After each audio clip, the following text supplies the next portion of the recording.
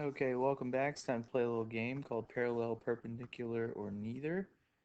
We want to know if we have two equations here that are representing lines, okay, they're linear functions, then um, how do we know if they're parallel, perpendicular, or neither? So we got to know what these mean. Um, Parallel lines have the same slope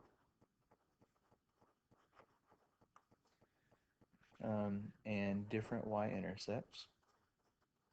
Oops.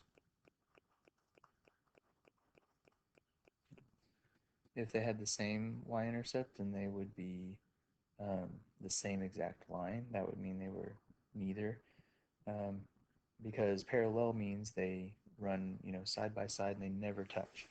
But if they were the same line, they would touch at every point, and so they wouldn't be parallel. Perpendicular, you have to have um, the reciprocal slope and the negative reciprocal.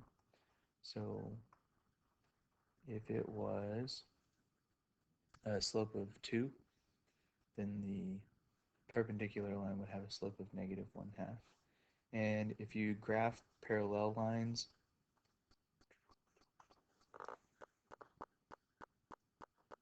parallel lines look like this.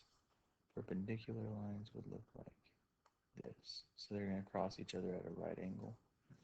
And then neither, that would be, something like that.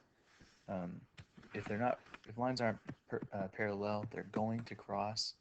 But if they don't cross at a right angle, they're not parallel or perpendicular. Okay, so how do we tell? Well, we need to solve for y. We need to put this in slope-intercept form. So I'm going to subtract 5x from both sides, and then divide by -6. Now, simplifying this is not extremely important, but we got 5 over 6x. That's going to be -2, because what we're really focused on is the slope. Yeah, that's -2. We'll see if it matters here in a second.